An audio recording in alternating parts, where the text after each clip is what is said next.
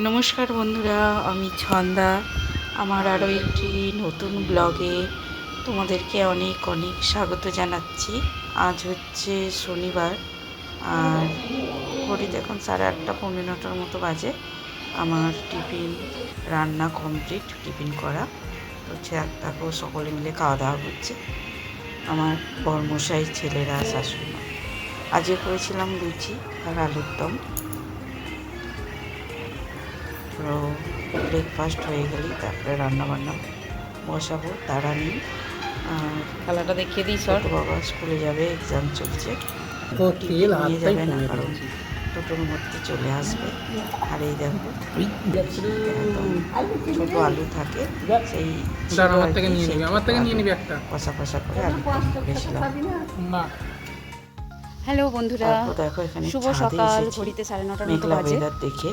সকালের টিফিন হয়ে গেছে। আজকে করেছিলাম আলুর দম লুচি, সেটা তো তোমাদের সাথে আগেই শেয়ার করেছি। আর একটু ছাদ এলাম, ঝমঝম করে বৃষ্টি আসার সম্ভাবনা ছিল, কিন্তু মেঘ কেটে গেছে। এই দেখো হালকা হালকা মেঘ আর গুড়ি গুড়ি বৃষ্টি পড়ছে। এই যে কাপড় জামা আছে, তুলতে এলাম। আর এই দেখো মধুমালতী ফুলটা কি সুন্দর লাগছে না? এই ফুলগুলো তুলি না, গাছেই ভালো লাগে। দেখো কালারটা কত সুন্দর না ফুলের, আচ্ছা অপূর্ব লাগছে। গাছগুলো বেশ আজকে সজীব লাগছে। তো চলো আগে জামা কাপড়গুলো তুলে নিই, বৃষ্টি চলে আসবে।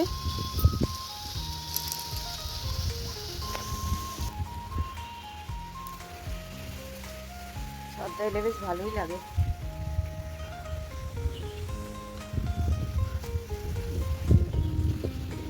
এই মেঘলা মেঘলা ওয়েদারটা বেশ ভালো লাগে, আমার তো খুব ভালো লাগে।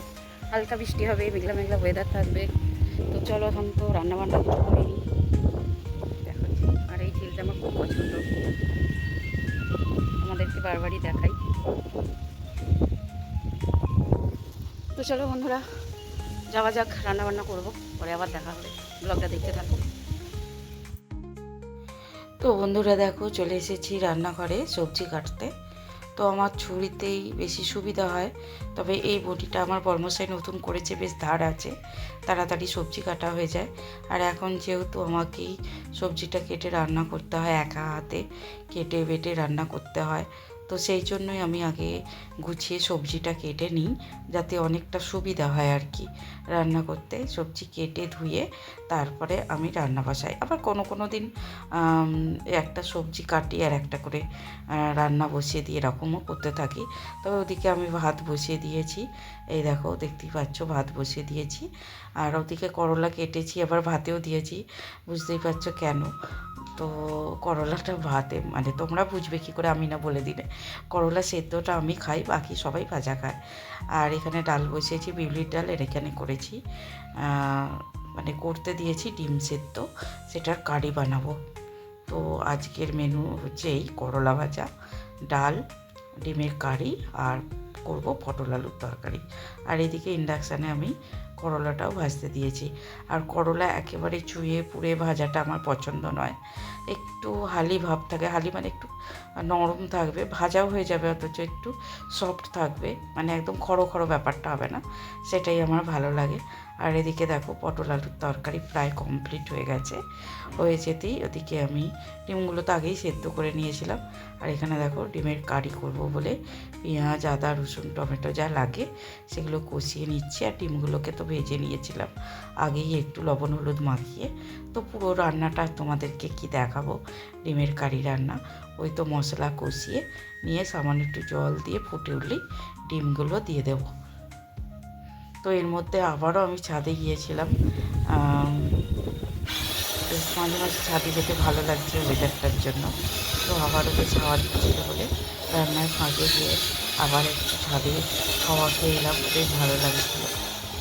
আর সত্যি কথা বলতে কি, মাঝে মাঝে একঘেয়েমি লাগে, তাই রান্না করতে করতে একটুখানি এদিক ওদিক করলে বেশ ভালো লাগে। যদিও করি না, এক মনে রান্নাটাই করে নিই, কিন্তু বেশ ওয়েদারটা ভালো ছিল বলে গেলাম ছাদে। তারপরে আবারও নিচে চলে এলাম, কারণ রান্না তো হয়ে গেছে, এবার বাকি কাজগুলো তো করতে হবে, যেমন গ্যাস মুছে নিতে হবে, বাসন মাজতে হবে, সেগুলো বাকি আছে।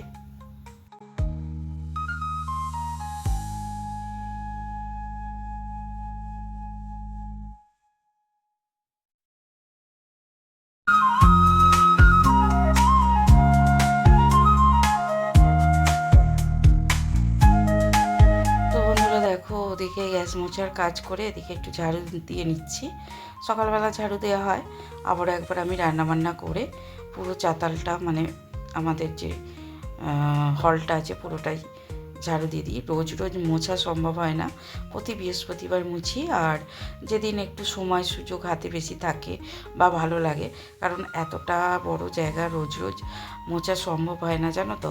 এক তো রান্নাবান্না একা হাতে করতে হয়, তার উপর রান্না করে বাকি কাজগুলো দেখলে তো মাজা ধোয়া মোছা এগুলোও থাকে, তারপর আবার এতটা মুছতে গেলে অনেকটা পরিশ্রম হয়ে যায়, ভালো লাগে না। তবে কোনো কোনো দিন সময় থাকলে আমি মুছেও নিই। তো চলো বন্ধুরা, আবারও রান্না করে একবার তোমাদেরকে বললাম, এবার দেখিয়ে দিই। গরম গরম ভাত আছে এখানে, আর এখানে দেখো করলা ভাজা। এটা তো আমাদের প্রতিদিনের থাকে করলা ভাজাটা। এখানে আছে বিউলির ডাল, একদম কষা কষা করে পটল আলুর তরকারি, আর আমরা টক, আর এখানে হচ্ছে ডিমের কারি। বৃষ্টির ওয়েদারে আমার বড়মশাই বাজার করে এনেছে, দেখো একেবারে পুরো সপ্তাহের বাজার করে এনেছে।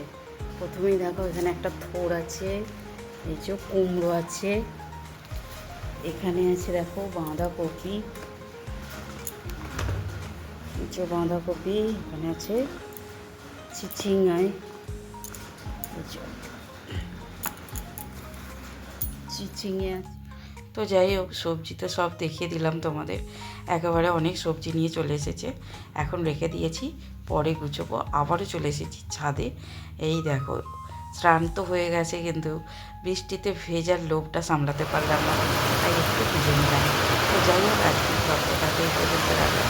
কেমন লাগলো অবশ্যই জানিয়ে প্লিজ একটা কমেন্ট করো। তোমরা কমেন্টও করো না, সাবস্ক্রাইবও করো না, তাই অনুপ্রেরণা পাচ্ছি না ভিডিও বানাবার। তো যাই হোক, ভালো থেকো সকলে, আবার দেখা হবে নতুন ভিডিওর সাথে।